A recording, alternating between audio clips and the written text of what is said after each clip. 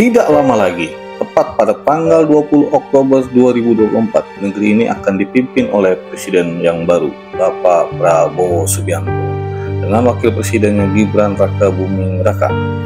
Namun ada hal yang saat ini mengganjal di alam pikiran, karena ada gugatan yang diajukan oleh Bu Megawati selaku Ketua Umum PDI Perjuangan di Pengadilan Tata Usaha Negara Jakarta yang telah masuki agenda pembacaan putusan pada tanggal 24 Oktober 2024. Alasan yang membuat ganjalan dalam pikiran karena gugatan Bu Megawati itu menuntut agar keputusan KPU nomor 360 tahun 2024 tanggal 20 Maret 2024 tentang penetapan hasil pemilu presiden dan wakil presiden dinyatakan batal dan dicabut.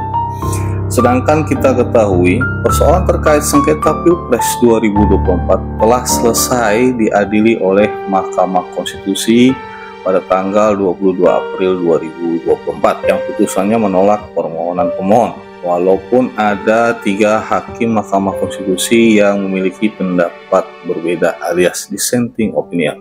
Ada catatan yang penting yang perlu kami sampaikan. Pertama, terkait dengan gugatan di PT UN Jakarta itu diajukan pada tanggal 2 April 2024. Artinya sebelum ada putusan sengketa Pilpres di Mahkamah Konstitusi.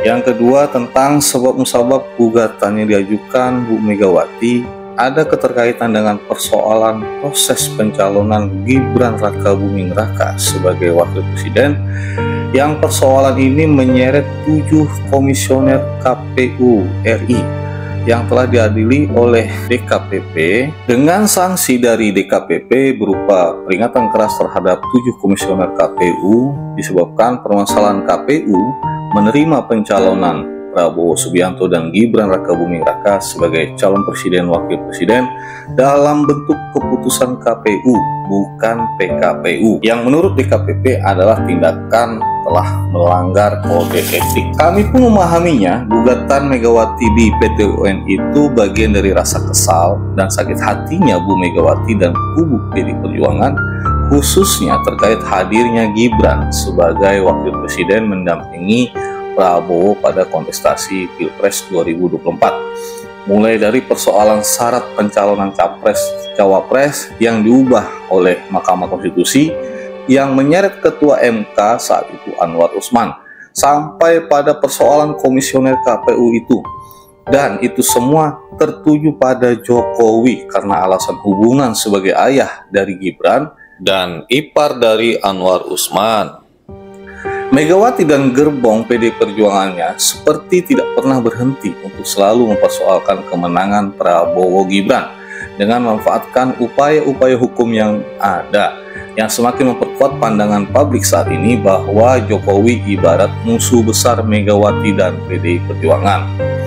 Akan tetapi, upaya yang ditempuh Megawati itu selaku Ketua Umum PDI Perjuangan di PT UN Jakarta tentunya akan berhadapan dengan persoalan yang membatasi definisi keputusan tata usaha negara atau KATUN yang memuat ketentuan hasil keputusan KPU mengenai hasil pemilu tidak termasuk sebagai keputusan tata usaha negara yang seharusnya gugatan Megawati itu dinyatakan gugur melalui dismissal proses.